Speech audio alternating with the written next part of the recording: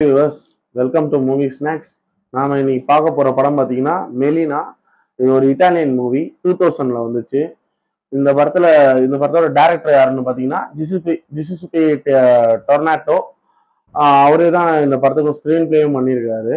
அதாவது இதுல யார் நடிச்சாங்கன்னு பார்த்தீங்கன்னா மோனிகா பெலுச்சி அண்ட் வந்து ஜிசுபே சல்ஃபாரோன்னு ஒரு சின்ன பையன் தான் ஹீரோவா பண்ணியிருக்கான். அவனு இந்த கேரக்டர் நேம் பார்த்தீங்கன்னா ரெனாட்டோன்னு ஒரு கேரக்டர் நடிச்சிருக்கான்.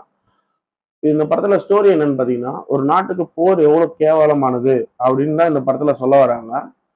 அது வந்து ஒரு பிளாட் எப்படி ஓப்பன் ஆகுதுன்னா 1940 வேர்ல்டு வார் செகண்ட்ல ஸ்டார்ட் ஆகுது.